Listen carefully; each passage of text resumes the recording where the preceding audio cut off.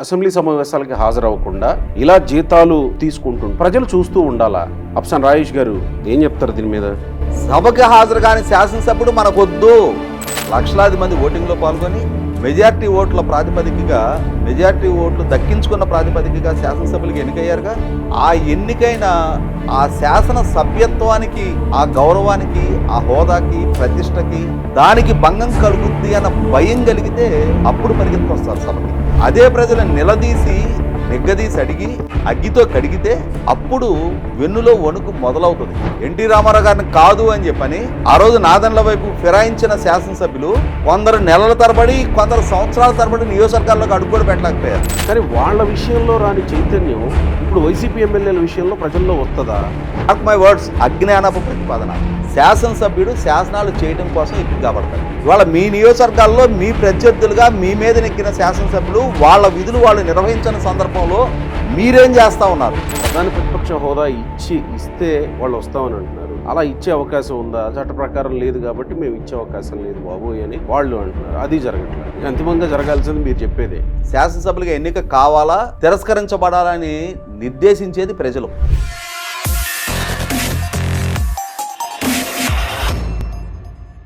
నమస్తే, తెలుగు న్యూస్కి స్వాగతం. ఆంధ్రప్రదేశ్లో వైసీపీ ఎమ్మెల్యేలు అసెంబ్లీకి వచ్చారు. వాస్తవమే మీరు వింటున్నదే. ఈరోజు నిన్న ఆ వార్తల గురించి మనం వింటున్నాం. ఈరోజు ఈనాడు హైలైట్ చేస్తూ వచ్చింది ఆ వార్తని. ఆంధ్రప్రదేశ్లో వైసీపీ ఎమ్మెల్యేలు వచ్చారు, కానీ సభలో పాల్గొని ప్రజా సమస్యలు ప్రస్తావించడానికి కాదు, వాళ్ళ జీతాలు టీఏడీఏలు క్లెయిమ్ చేసుకోవడానికి. జగన్మోహన్ రెడ్డి మినహా మిగిలిన 10 మంది ఎమ్మెల్యేలు వచ్చారు. ఒకసారి ఆ లిస్ట్ ఉంది, నేను చదువుతా. ఆ తర్వాత మనం చర్చలోకి వెళదాం.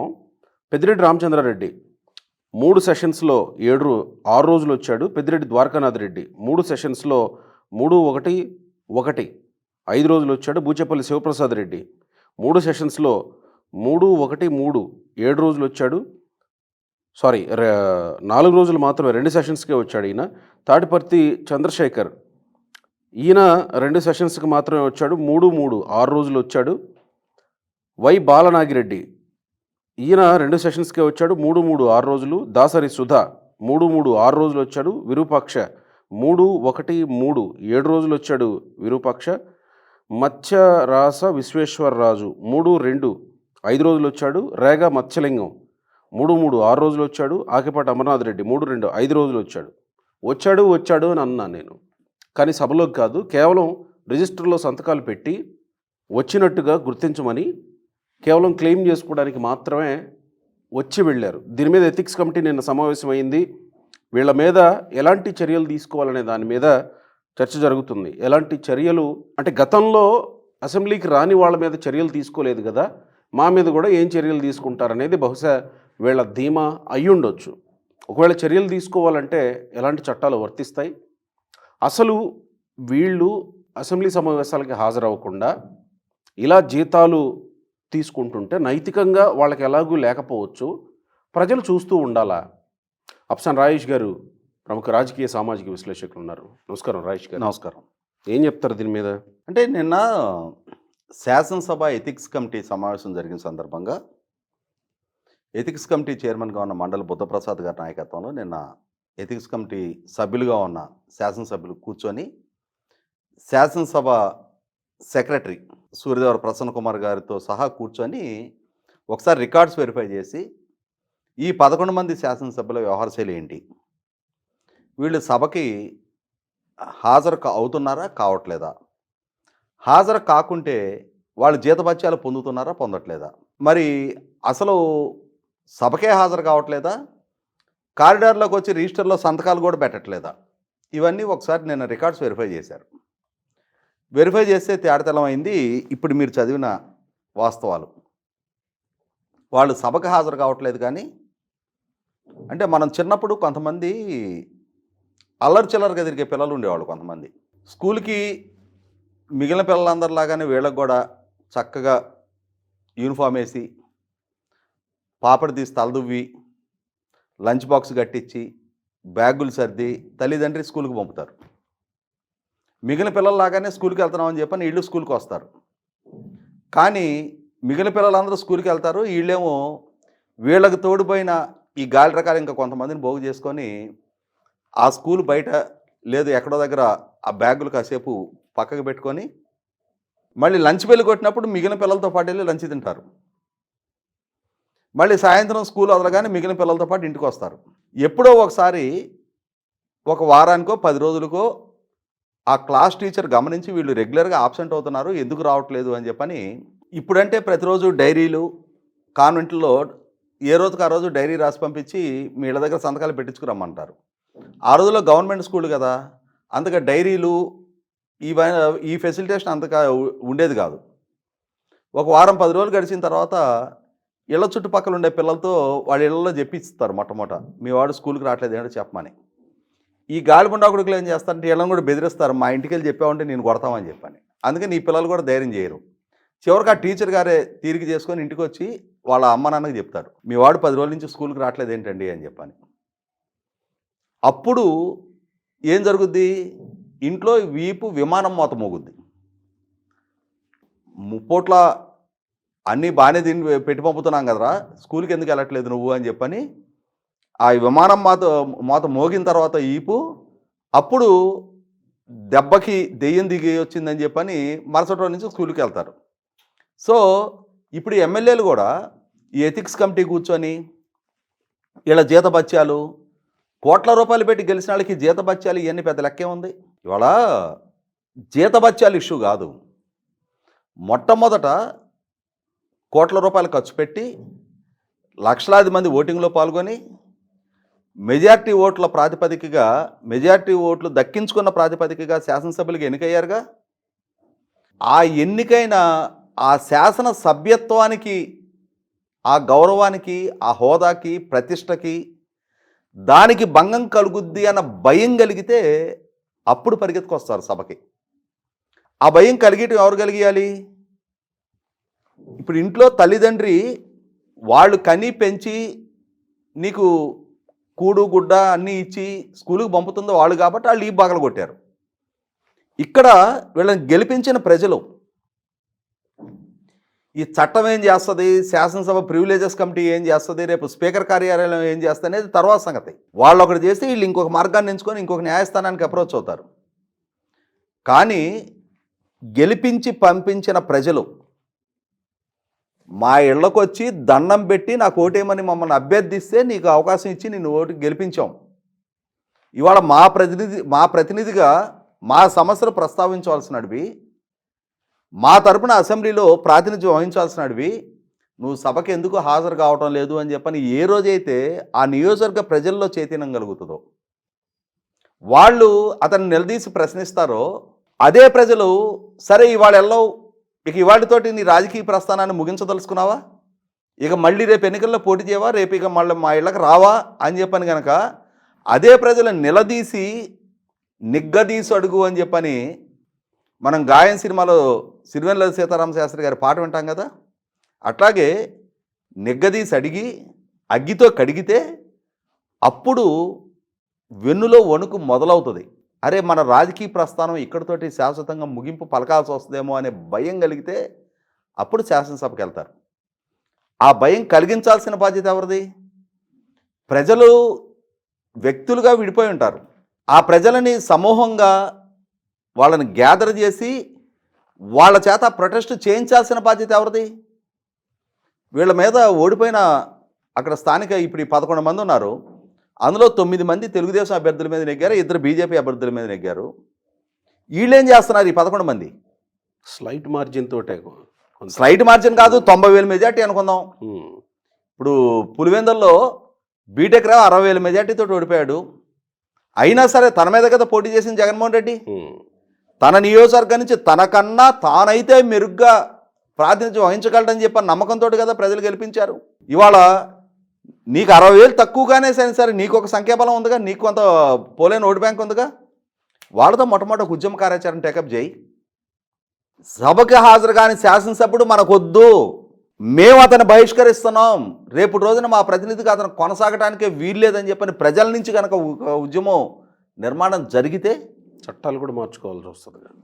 ఇవాళ ప్రజాస్వామ్యంలో జనతా జనార్దన్ ప్రజల గొంతుకని ఎవరైనా సరే పరిగణలోకి తీసుకొని తీరాల్సిందే. ఇవాళ శ్రీలంకలో చూస్తున్నాం, దేశాధ్యక్షుడు దేశాన్ని వదిలి పారిపోయాడు. బంగ్లాదేశ్లో చూసాం, ప్రధానమంత్రి పారిపోయి భారతదేశంలో శరణొచ్చింది. అంతకంటే వీళ్ళకి ఏమైనా అడిషనల్గా తల మీద 2 కొమ్ములు కాళ్ళకి గిట్లు ఉన్నాయా? 1984లో చూసాం మనం, ఎన్టీ రామారావు గారిని కాదు అని చెప్పని ఆ రోజు నాదన్ల వైపు ఫిరాయించిన శాసనసభ్యులు కొందరు నెలల తరబడి, కొందరు సంవత్సరాల తరబడి నియోజకవర్గాల్లోకి అడుగు కూడా పెట్టలేకపోయారు. ప్రజలు వాళ్ళ తలుపులు తన్నారు వెళ్ళి, మేము నిన్ను ఎన్టీ రామారావు పక్కన ఉండమని గెలిపించి పంపిస్తే, ఎన్టీ రామారావు అభ్యర్థిగా నీకు ఓట్లు వేస్తే నువ్వు ఇవాళ ఆయన కాదని చెప్పని నాదన్ల పక్కకి వెళ్తావా అని చెప్పని గడగడ వణికిపోయారు ఆ రోజున శాసనసభ్యులు. మరి అంతకంటే ఇప్పుడున్న వాళ్ళకి ఏమన్నా అదనపు ప్రైవేట్ సైన్యాలు ఉన్నాయా? అంటే అప్పుడున్న పరిస్థితి వేరే. అంటే కంప్లీట్ ఒక సమాజం చైతన్యం అయ్యింది. అప్పుడు కంప్లీట్ ఒక సమాజం చైతన్యం అయ్యి ఆత్మగౌరవ నినాదంతో 83లో గెలిపించుకుంటే దాన్ని కాదన్నందుకు ఆ స్థాయిలో పెళ్ళుబికి ఉండొచ్చు.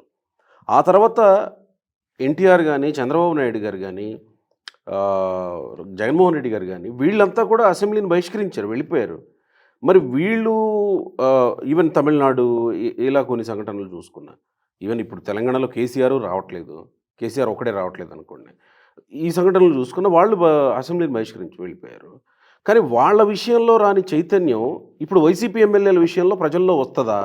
ఇక్కడ మీరు ప్రస్తావించిన 4 ఉదంతాలు, ఒకటి జయలలిత గారిని అసెంబ్లీలో నిండు కౌరవ సభలో ద్రౌపది వస్త్రాపహరణానికి పాల్పడ్డట్టుగా ఆమె ఆత్మగౌరవాన్ని, ఆత్మాభిమానాన్ని దెబ్బతీస్తూ ఆమె చీర లాగిన నేపథ్యంలో దెబ్బతిన్న ఆత్మాభిమానంతో ఆమె మళ్ళీ ముఖ్యమంత్రిగానే ఈ సభలో అడుగు పెడతానని చెప్పని శపథం చేసి ఆమె సభ నుంచి బయటకు వెళ్ళిపోయారు.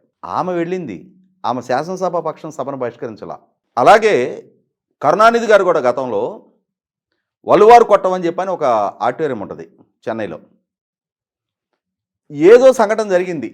ఎగ్జాక్ట్గా ఏ సంఘటన కారణంగా ఆయన శపథం చేశారో తెలియదు, కానీ మళ్ళీ ముఖ్యమంత్రిగానే వలువారు కొట్టంలో అడుగు పెడతానని చెప్పని శపథం చేశారు. ఆయన మళ్ళీ ముఖ్యమంత్రిగా ఎంపిక అయిన తర్వాత ఆయన వలువారు కొట్టంలోకి అడుగుపెట్టారు. ఎన్టీ రామారావు గారు, జమ్మలమడుగు శివారెడ్డి గారు మాజీ మంత్రి, ఇక్కడే సత్యసాయి భాగంలో ఆయన హత్య జరిగిన నేపథ్యంలో ఆనాడు కడప జిల్లా నుంచి హోంమంత్రిగా ఉన్న మైసూరారెడ్డి గారి ప్రోద్బలంతో ఈ హత్య జరిగింది అని చెప్పని, మైసూరారెడ్డి గారిని రాజీనామా చేయాలి అని చెప్పని నాడు ప్రతిపక్ష నాయకుడిగా అసెంబ్లీలో ఆయన నినదిస్తున్న సందర్భంగా నాడు అధికారంలో ఉన్న కాంగ్రెస్ పార్టీ ఆయన పట్ల అవమానకరంగా వ్యాఖ్యానించిన నేపథ్యంలో, ఆయన అవమానించిన నేపథ్యంలో ఆ రోజు ఎన్టీ రామారావు గారు మళ్ళీ ముఖ్యమంత్రిగానే ఈ సభలో అడుగు పెడతానని చెప్పని సభను బహిష్కరించారు. 76 మంది సభ్యులున్న తెలుగుదేశం శాసనసభ పక్షంలో ఆయన ఒక్కరు సభను బహిష్కరించారు. మిగిలిన 75 మంది శాసనసభ పక్షం సభకు హాజరయ్యారు. సభకు హాజరయ్యి నేదురుమల్లి జనార్దన్ రెడ్డి గారు మెడికల్ కాలేజీలో కుంభకోణంలో సుప్రీంకోర్టు తీర్పు ఆయనకు వ్యతిరేకంగా వస్తే ఆయన్ని ముఖ్యమంత్రి పదవి నుంచి రాజీనామా చేయించారు. చంద్రబాబు నాయుడు గారు లెజిస్లేచర్ పార్టీ ఉపాధ్యక్షుడిగా ఉండి ఎన్టీ రామారావు గారి ఆబ్సెన్స్లో ఆయన పోరాట పటిమ ఎలా ఉంటుంది, ఆయన నాయకత్వ లక్షణాలు ఎలా ఉంటాయి అనేది తెలుగుదేశం పార్టీకి, శాసనసభ పక్షానికి కూడా నిర్ధారణ అయిన సమయం అది. అలాగే చంద్రబాబు నాయుడు గారు సభను బహిష్కరించలా. 23 శాసనసభ్యులు ఉన్నా అందులో 4 వైసీపీ వైపు ఫిరాయించిన, ఆ మిగిలిన 19 మందిలో నుంచి 18 మందిని సభ నుంచి సస్పెండ్ చేసిన, ఆయన ఒక్కడు కూడా సభలో నిలబడ్డ సందర్భాలు ఉన్నాయి. కానీ అంతిమంగా సభకి సంబంధం లేని తన సతీమణిని, ఆమె వ్యక్తిత్వాన్ని సభలో అపహాస్యం పాలు చేస్తూ ఆయన మోరాలిటీ దెబ్బతీయడానికి వైసీపీ ప్రయత్నం చేస్తున్న నేపథ్యంలో కౌరవ సభగా మారుతున్న ఈ సభకు హాజరు కాను, ఇది గౌరవ సభగా మారిన తర్వాతే సభకు హాజరవుతానని చెప్పి బయటకు వచ్చారు. ఆయన శాసనసభ పక్షం మొత్తం సభకు హాజరైంది. చివరి క్షణం వరకు, చివరి సమావేశపు చివరి రోజు వరకు ప్రభుత్వం వాళ్ళని సస్పెండ్ చేసింది వాళ్ళ పోరాట పందాన్ని తట్టుకోలేక తప్ప వాళ్ళు సభకు హాజరయ్యారు. ఇవాళ జగన్మోహన్ రెడ్డి కూడా ఒక అసంబద్ధమైన అవగాహన రాహిత్యపు, అనాలోచితపు, అజ్ఞానపు ప్రతిపాదనతో, మార్క్ మై వర్డ్స్, అజ్ఞానపు ప్రతిపాదన, స్పీకర్ కార్యాలయమో శాసనసభ ప్రతిపక్ష హోదా కట్టబెట్టదు. ఎవరికి ముఖ్యమంత్రి పదవి కట్టబెట్టినా, ఎవరికి ప్రతిపక్ష నేత హోదా కట్టబెట్టినా అది ప్రజలిచ్చే తీర్పు. ప్రజల తీర్పు తనకు అనుకూలంగా లేకపోయినా గొంతెమ్మ కోరికలతోటి ప్రధాన ప్రతిపక్ష నాయకుడు హోదా ఇస్తేనే సభకు వస్తానని చెప్పనే ఒక అసంబద్ధపు అజ్ఞానపు ప్రతిపాదనతో ఆయన సభను బహిష్కరించాడు. కానీ మిగిలిన 10 మంది శాసనసభ్యులకి ఏమైంది? మిగిలిన 10 మంది శాసనసభ్యులు, అందులో కొందరు మొట్టమొదటిసారిగా ఎన్నికైన శాసనసభ్యులు ఉన్నారు.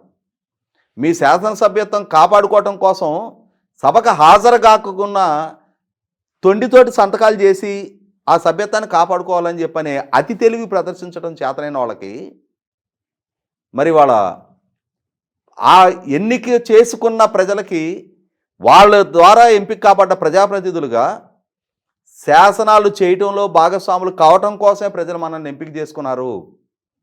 ఆ నియోజకవర్గానికి ప్రజాప్రతినిధులుగా ఆ నియోజకవర్గ ప్రజల సమస్యలను ప్రస్తావించడం కోసం మన ఎంపిక చేసుకున్నారు అన్న విఘ్నత ఎందుకు ప్రదర్శించటంలా?